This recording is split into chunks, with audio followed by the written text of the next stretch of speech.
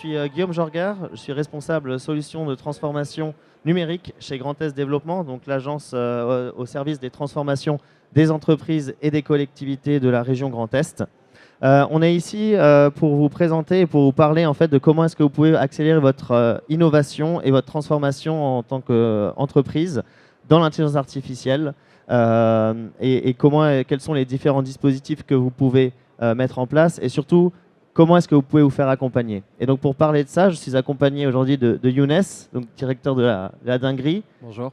Et je te laisse peut-être dire quelques mots sur la dinguerie. Bien sûr. Donc, la dinguerie est un opérateur du module transformation d'Ataya porté par la région Grand Est, un cabinet conseil, formation et développement en intelligence artificielle et automatisation basé à Reims, qui agit du coup pour la région Grand Est.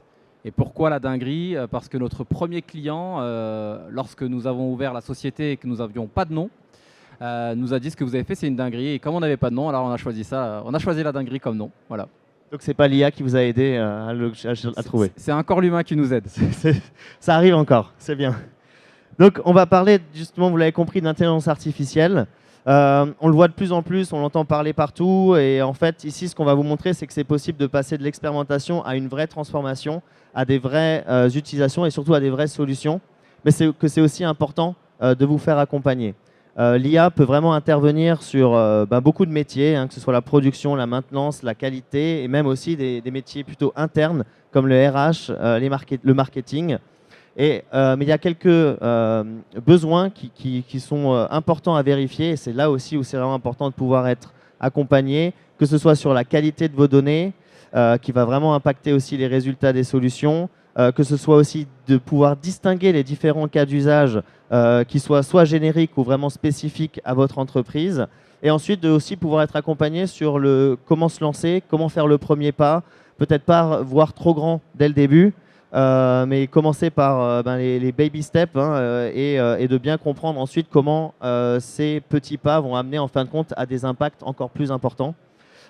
Et surtout, et ça je pense qu'on le dit aujourd'hui de plus en plus, mais il n'est jamais trop tôt pour penser à l'intégration de l'IA. Et même, il est peut-être déjà un petit peu trop tard, donc il ne faut pas hésiter à y aller. Et donc, sur ces différents points, Younes, toi, tu accompagnes donc des entreprises. Tu peux nous donner peut-être quelques exemples justement de cet accompagnement que tu fais et les endroits où c'est vraiment important pour les entreprises d'utiliser de l'IA. Oui, bien sûr. En fait, dans le cadre du module d'Ataya Grand Est, on est très sollicité par les entreprises puisque, comme vous l'avez très bien dit, il y a une demande.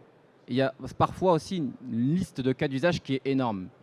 Donc les gens viennent avec leur rêve absolu, en pensant que tout est réalisable lorsqu'on voit surtout les vidéos sur les réseaux sociaux faites parfois par des infopreneurs en vous disant qu'on peut générer 15 000 euros, 20 000 euros grâce à l'IA, alors qu'on oublie la recette principale et la réglementation qui est, avoir une donnée bien structurée, bien lisible avec de la valeur, et deux, être dans un cadre réglementaire européen, donc ne pas utiliser n'importe quel outil, et surtout ne pas mettre en risque ses données personnelles vis-à-vis de la toile, car on sait très bien qu'il y a des gentils et des méchants dans le monde du digital. Donc avant de commencer quoi que ce soit, déjà, on essaie de poser ce cadre-là. Et souvent, les TPE, les PME qu'on rencontre n'ont pas forcément ce prérequis dès le départ. C'est là où c'est important d'être accompagné en se disant « Super, le rêve est très intéressant, mais pensez aussi à sécuriser vos données, pensez à bien mobiliser, sensibiliser les collaborateurs. » Je donne un exemple concret. 70% des entreprises qu'on rencontre ont des collaborateurs qui utilisent ChatGPT en dehors des réglementations fixées par la SI, par exemple, des entreprises. Donc c'est là où nous, on va venir agir. Et ensuite, après, effectivement, on va détecter de la valeur grâce à la donnée qu'on va analyser, identifier des cas d'usage, que ce soit dans le secteur de l'industrie, du transport, mais aussi dans le secteur de la construction. Et ce sont les cas d'usage que vous avez cités, des enjeux de marketing, des enjeux RH, des enjeux de qualité, des enjeux administratifs de rédaction, avec toujours en finalité un retour sur investissement. Faire l'effet waouh, ça ne nous intéresse pas. Il faut vraiment qu'il y ait un retour sur investissement, sans aucun impact aussi au niveau de la masse salariale. Et je touche du bois, 100% des entreprises qu'on a accompagnées n'ont aucunement remis en question l'efficience d'un poste au sein de leur entreprise. Donc cette idée de supprimer des collaborateurs est une idée complètement fausse. Oui, tout à fait. Ça, je pense que c'est un point important et merci de bien le mentionner. On n'est justement pas là pour remplacer, mais plutôt pour chercher encore plus d'efficacité et en fait utiliser vraiment la vraie valeur des ressources dans l'entreprise pour aller encore plus loin. Et donc, tu as donc mentionné que la dinguerie est donc opérateur du module transformant. Je voudrais juste peut-être donner quelques informations à l'auditoire sur ces différents dispositifs qui sont accessibles. Et ensuite, je te poserai quelques questions sur des cas d'usage et des exemples d'entreprises que tu accompagnes. Donc en effet, la région Grand Est maintenant propose plusieurs offres de services alors sur l'intelligence artificielle, mais je le mentionne quand même aussi sur la cybersécurité, parce que quand on commence de parler d'IA, de data, il ne faut surtout pas oublier la cybersécurité. Donc les différents dispositifs que je vais vous mentionner ici sont aussi disponibles pour la cybersécurité, avec bien sûr d'autres prestataires. Et donc ces offres de services vont être autour donc, de la formation, du soutien à la transformation et aussi du prototypage et de solutions. Donc il y a un petit peu ces deux aspects, la transformation et aussi l'innovation, parce que c'est aussi important de pouvoir rester toujours au meilleur niveau de l'état de l'art et aller plus loin avec ces nouvelles technologies qui changent tous les jours en ce moment. Donc la région a mis en place cette plateforme d'accélération technologique sur l'IA et la cybersécurité. En fin de compte, qu'est-ce que c'est une plateforme d'accélération? C'est un guichet unique. C'est une adresse mail info@edih-ge.eu qui vous permet de profiter justement d'un point d'entrée et d'arriver donc justement vers un réseau d'experts complets qui va être soit donc justement des opérateurs du module, des experts aussi universitaires, parce qu'on veut aller justement, on parle d'innovation, donc on peut aller chercher aussi nos laboratoires, et aussi des partenaires soit industriels ou des plateformes aussi de technologie. Et bien sûr, donc tout ça autour d'une approche à 360 degrés qui part toujours d'un diagnostic et qui ensuite va aller plus sur le côté soit formation, test, POC et ensuite mise en œuvre, avec donc bien sûr aussi la possibilité d'avoir des soutiens financiers qui sont derrière et qui sont soit cofinancés, soit par l'Europe, soit par la région Grand Est. Et donc on a mis en place, disons, on va dire 3 voies pour justement se lancer dans l'intelligence artificielle, qui sont déjà soit de l'exploration, c'est-à-dire je ne sais pas trop où j'en suis, et je pense que tu en vois souvent qui se posent encore des questions et qui vont vraiment juste vouloir plutôt découvrir et qui vont aussi avoir pas mal besoin de sensibilisation tout simplement. Et ensuite, une fois qu'on a fait cette étape, on va vouloir passer plus à l'étape de préparer l'entreprise à intégrer une solution d'intelligence artificielle. Et donc là, on va aller plus être sur la détection du besoin pour ensuite arriver à une solution, plutôt à une solution clé en main, c'est-à-dire une solution sur étagère qui existe déjà et qui sont des offreurs de solutions référencées justement par Grand Est Développement par le biais du dispositif de la région dont on parlera juste après. Et enfin, le dernier, qui est un projet donc là plus lié à un projet européen qui permet aussi d'accéder à de l'innovation, donc aux plateformes technologiques et aux acteurs académiques pour aller plus sur du prototypage avec de l'IA et de la cybersécurité. Et donc là, plutôt donc du POC, essayer des nouvelles technologies et surtout en fait lever des freins technologiques. Donc là, on est plus sur des entreprises qui sont un petit peu plus matures, qui ont déjà fait le premier pas. Et donc, juste rapidement, sur la partie découvrir donc l'IA, on est plus donc sur le développement des compétences, de la sensibilisation, de l'acculturation pour vous aider à vraiment mieux comprendre par où commencer et découvrir un petit peu les différentes possibilités de l'intelligence artificielle et ce qu'il faut anticiper, préparer et comment les mettre en place. Donc là, il y a aussi différents niveaux de formation. Je ne vais pas rentrer dans le détail. Mais on a par exemple un niveau de formation qu'on appelle Kickstart qui va vraiment être là pour vous aider à mieux comprendre les besoins, à vous sensibiliser et à commencer vraiment de manière très macroscopique à détecter les différents métiers chez vous où l'intelligence artificielle pourrait intervenir. Donc pour ce côté de formation, il y a aussi une possibilité d'un soutien financier jusqu'à 50% du coût de la formation. Qui sont donc des formations qui sont pour l'instant proposées par nos partenaires académiques aujourd'hui, mais on verra qu'il y a aussi d'autres possibilités ensuite, justement d'être accompagné aussi sur ce côté plus de sensibilisation. Et donc là, on rentre sur la partie intégration d'une solution, où donc il y a un dispositif de la région Grand Est qui est en place et qui s'appelle donc les parcours de transformation. Ces parcours de transformation sont opérés par des opérateurs du module du module, donc ici Data IA, dont la dinguerie fait partie. Il y en a eu presque une trentaine en fin de compte aujourd'hui, donc aussi répartis sur le territoire de la région Grand Est. Donc des fois, on aime bien travailler avec des opérateurs de proximité, mais ça peut aussi être en fonction de leurs différentes spécialités, spécialités de domaine, spécialités aussi technologiques et aussi de taille, hein, tout simplement, d'entreprise. Donc peut-être là-dessus, Younes, si tu veux un petit peu parler peut-être aussi des différentes étapes, comment est-ce que toi tu intègres justement ce module et comment tu appréhendes en fin de compte un nouveau prospect qui vient et qui a différentes maturités et différents besoins aussi. Alors c'est vrai qu'il y a différents niveaux de maturité lorsqu'on rencontre des entreprises qui souhaitent être accompagnées. La première chose, c'est déjà créer un socle commun entre notre compréhension, nous, des enjeux et leur compréhension. Donc la case formation, montée en compétences, moi j'ai plutôt appelé ça montée en compétences, c'est primordial.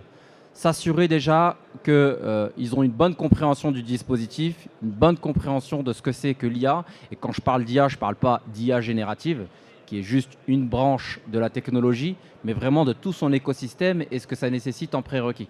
Ça, c'est la première chose. Et puis la deuxième chose, on va poser un cadre, c'est-à-dire qu'on a besoin d'accéder à l'ensemble des données, puisque les gens, comme je le disais tout à l'heure, viennent avec un rêve, et je pense que c'est important de les reconnecter à la réalité.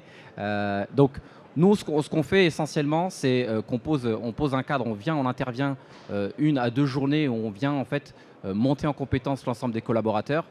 Et dans notre approche, dans notre pédagogie, le but c'est de faire vraiment de l'apprentissage inversé. C'est-à-dire, notre but, ce n'est pas de détecter nous-mêmes les cas d'usage, même si parfois ça nous démange de vouloir dire, vous voyez, cet appel d'offres-là, au lieu de détecter les incohérences manuellement, vous pouvez effectivement, à partir de votre historique, détecter ces incohérences. Bon, le but, c'est vraiment de les guider en autonomie. Jusqu'ici, ça fonctionne. Donc on a les collaborateurs, la direction, le COMEX, qui, de par cette montée en compétences-là, sont sensibilisés et arrivent à se dire, OK, je pense avoir compris la méthode, je pense avoir détecté des cas d'usage. Le cas d'usage de l'appel d'offres dans le secteur du BTP, l'optimisation de flotte dans le secteur de la logistique, les processus qualité, l'anticipation des processus qualité dans le secteur de l'industrie, des processus commerciaux. La régie est en train de jouer avec moi. Non ? Les processus commerciaux dans le secteur de l'industrie. Une fois que ces cas d'usage sont détectés, on vient en fait les accompagner par ce qu'on a pu détecter. Ce qui fait en gros un gros plateau d'enjeux, de problématiques identifiées. Et ensuite, comme vous l'avez expliqué tout à l'heure, il y a des apporteurs de solutions. Et parfois, on a souvent tendance à se dire, bon, on va tout coder nous-mêmes, surtout qu'en ce moment, Claude Code exactement, est en train de faire le buzz sur le vibe coding. Les gens se disent, bon, je vais tout coder moi-même. Puis on va se rendre compte qu'on rentre dans une spirale interminable. Autant sur la partie difficile que sur la partie RGPD. Et donc moi ce que j'explique c'est qu'un outil sur étagère ça fait gagner du temps. Le temps c'est de l'argent. Donc au lieu de tourner autour justement de cette spirale de nouveautés, de skills, de Claude Code, de ChatGPT, il y a des éditeurs français qui sont déjà dans un cadre respectueux de la RGPD et de l'AI Act. Pourquoi se creuser la tête 10 000 fois alors que l'outil est existant et que même s'il y a un modèle économique derrière, le retour sur investissement est présent. Ça, c'est la première chose. Ensuite, après, moi, je différencie deux cas d'usage. Ce qu'on appelle des cas d'usage build et des cas d'usage run. Parce que comme je le dis, ils viennent avec un rêve.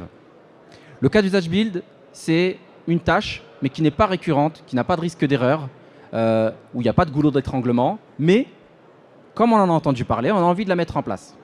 Et là, le ROI n'est pas bon. Et donc, ces tâches build, c'est là où il est important de mettre l'humain dans la boucle en disant ça, c'est une tâche très souvent d'ailleurs à forte valeur. D'accord ? Et les tâches run, c'est les tâches effectivement qui vont être récurrentes, avec beaucoup de risques d'erreur, avec un goulot d'étranglement, qui ne sont pas la valeur ajoutée du collaborateur. C'est ici qu'on va avoir des enjeux de mise en place de modèles de machine learning, de modèles d'automatisation, ou alors de simples solutions d'IA générative. Là, je pense à Mistral, je pense aussi à Delos, qui est un modèle d'orchestration français, qui vient de lever 40 millions et qui est aujourd'hui le seul modèle d'orchestration français qui est capable de faire les mêmes prouesses que Claude Code. Personne n'en parle. Voilà, fin de parenthèse. Donc, on vient identifier justement ces apporteurs de solutions. Ensuite, on priorise. C'est-à-dire que faire 20-30 cas d'usage, ça demande quand même du temps, de l'investissement humain et bien évidemment un budget. Et donc la priorisation, c'est de construire une ingénierie logique avec une data structurée, avec des apporteurs sélectionnés, avec une roadmap court, moyen, long terme, dans lequel on vient insister sur les prérequis, on vient insister sur les enjeux de sécurité et on est toujours au contact de nos entreprises. Moi, j'ai des entreprises aujourd'hui qui sollicitent des apporteurs de solutions où je suis avec eux lors du kick-off, par exemple. Donc, lors de la passation de l'audit à la production, je suis avec eux au moment du kick-off et je laisse ensuite après naviguer en autonomie vers cette transformation digitale. Voilà un peu le process de manière très rapide. Il y a bien sûr quelques variables, mais aujourd'hui, pour vous donner un peu quelques statistiques, 70%, 75% des entreprises qu'on accompagne aujourd'hui ont détecté des solutions, en grande majorité dans le secteur du BTP. Et je remercie la Fédération française du bâtiment qui se mobilise énormément pour ses adhérents, puisqu'on travaille en partenariat avec eux. Et au niveau de l'industrie aussi, je remercie la CPME qui a su aussi porter votre message autour du module Dataia. Voilà. Ah, super, merci pour ces retours.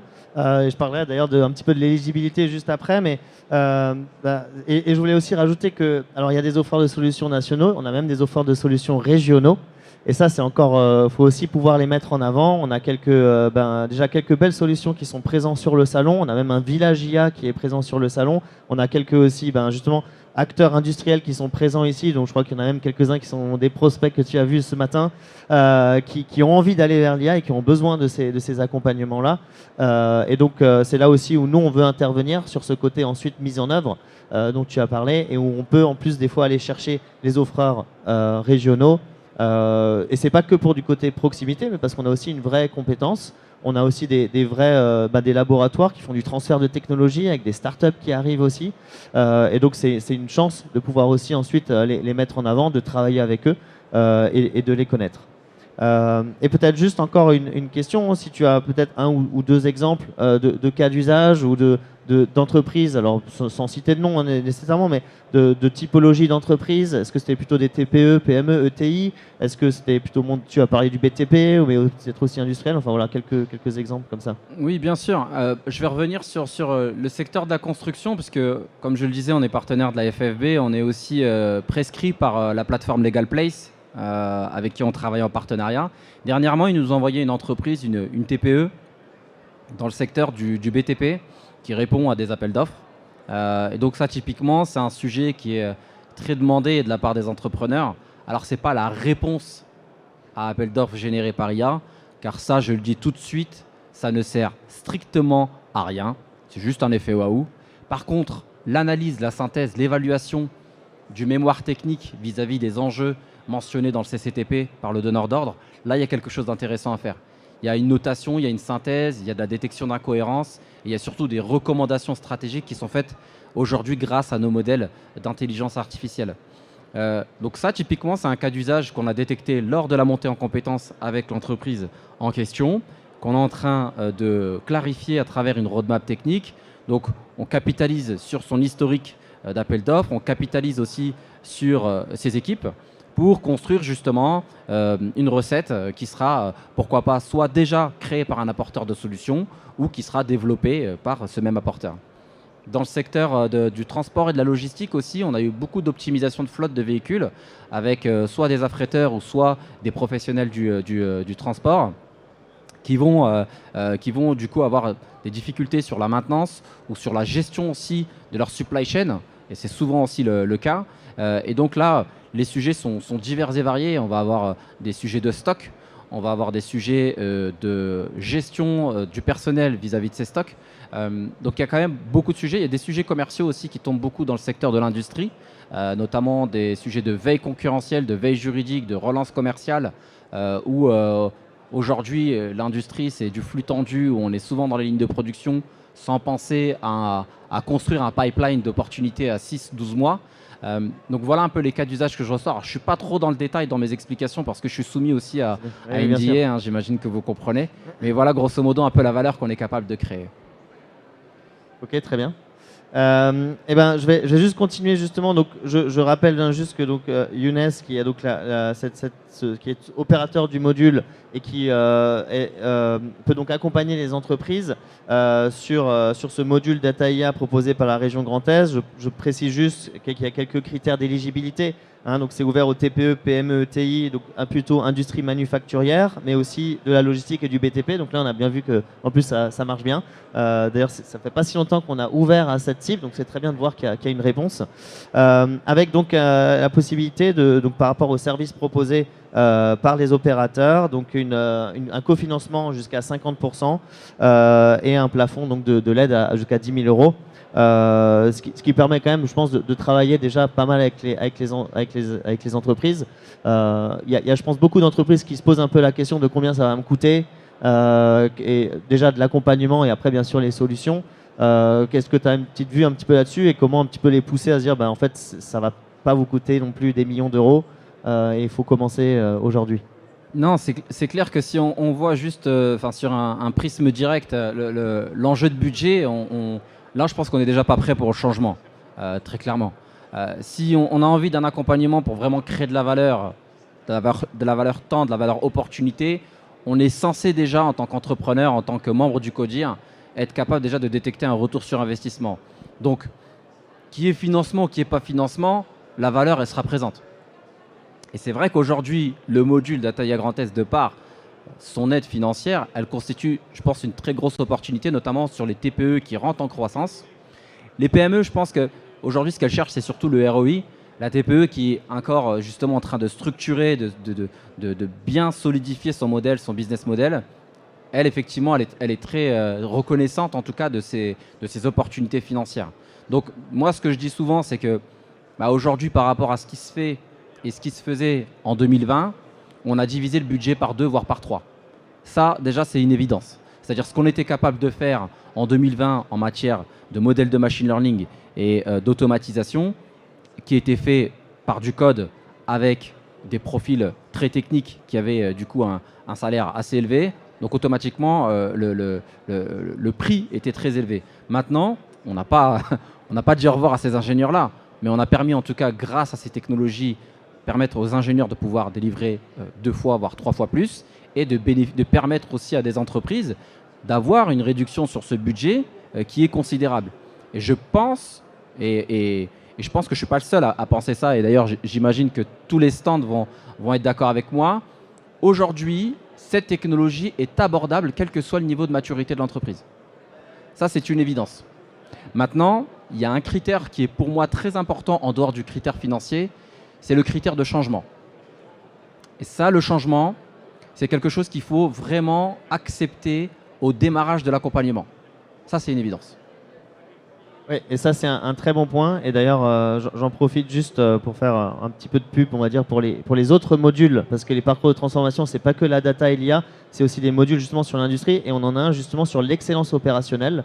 Et je pense que tu es peut-être d'accord avec moi, mais souvent, en fait, quand on arrive dans une entreprise qui veut faire de la data, on va lui demander quels sont vos process.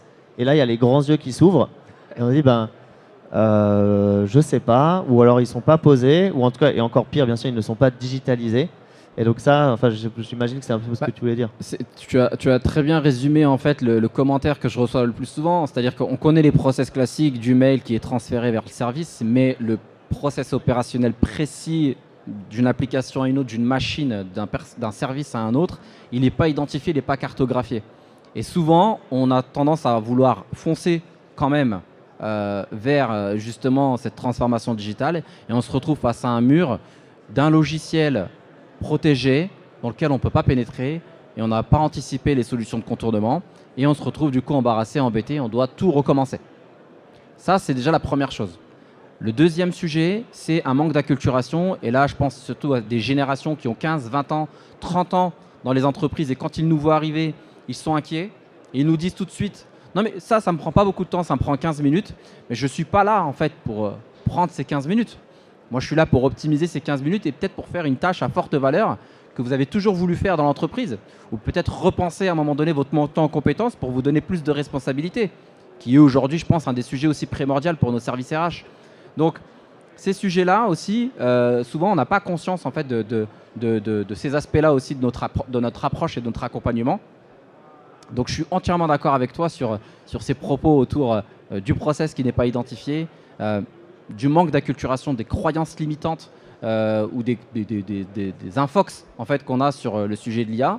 Et donc c'est important justement de travailler avec des acteurs locaux qui sont bien ancrés et qui ont conscience en tout cas des enjeux et de la valeur, et d'échanger avec nous en physique.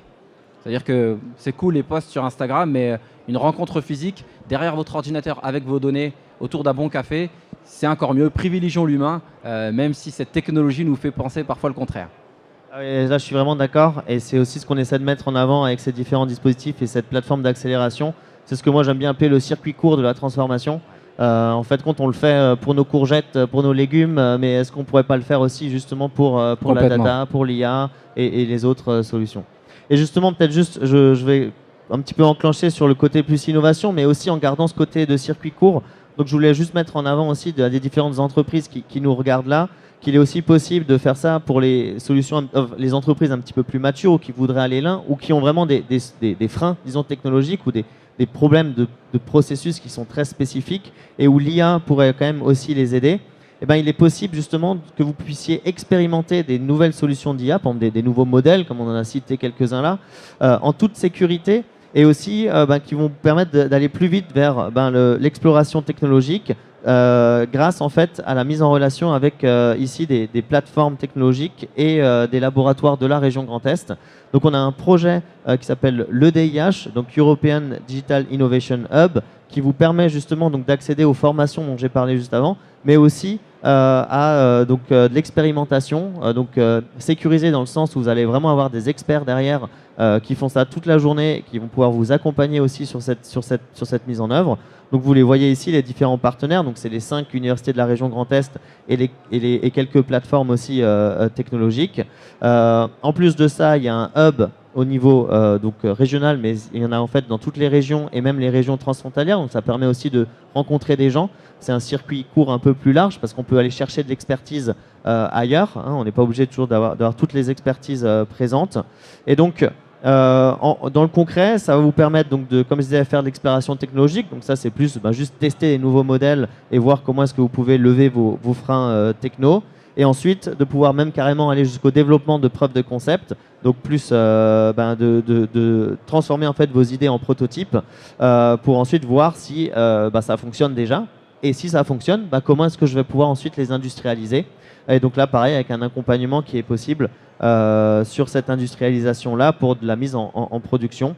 Et donc là, on est resté complètement homogène, disons, au soutien financier qui est aussi à 50% pris en charge, donc là par la Commission européenne, sur les services qui sont proposés par les partenaires du projet et qui vous permettent d'accéder à ces différents experts et aussi à un accompagnement complet, donc plus là sur le côté innovation par rapport à ce qui peut être proposé sur de l'innovation. Et je renseigne aussi que si vous avez justement des besoins de recherche en financement, parce que vous voulez aller plus loin justement et pas entre guillemets que être sur le module Dataia, mais vous avez ensuite vraiment des projets de développement, d'innovation et de croissance, vous pouvez aussi justement nous contacter parce que par le biais de ces projets européens, on va aussi pouvoir vous accompagner sur l'implémentation de ces solutions et comment en fait créer tout un projet bien ficelé avec en plus la recherche de financement pour les différentes étapes de ce projet et pouvoir y arriver. Et je finis juste, on en a vite parlé avant, mais donc on est sur ces projets-là sur la même cadre d'éligibilité, donc TPE, PME, ETI, plutôt industrie manufacturière, de la logistique ou du BTP. Et c'est aussi sur ces côtés innovation, on l'a ouvert aussi à nos offreurs de solutions et aux startups de la région Grand Est, parce que justement, je pense qu'il y a aussi eux qui sont là pour innover. On parlait juste avant du plateau là, justement de mettre en avant aussi des solutions. Et je pense qu'on a tout intérêt à avoir un pool justement de solutions clés en main qui soient aussi innovantes et qui puissent justement aller un petit peu plus loin. Donc, moi, la question que j'ai encore pour vous, c'est où est-ce que vous en êtes? Quel parcours vous voulez faire? Et peut-être un mot de la fin, Younes, sur comment est-ce qu'on peut déjà te contacter et comment est-ce que tu peux aussi après, j'ai envie de dire, mettre un peu en relation avec d'autres opérateurs parce que vous êtes toute une sorte de communauté. Bien sûr, il suffit d'aller sur le site de la région Grand Est ou en tapant sur les moteurs de recherche module Dataya Grand Est, vous tombez sur le premier lien et vous avez la liste de l'ensemble des apporteurs de solutions, l'ensemble des opérateurs du module transformant dans lequel nous faisons partie, la dinguerie. Et ensuite, après, vous avez la possibilité de créer votre espace sur le site de la région Grand Est pour déposer votre demande.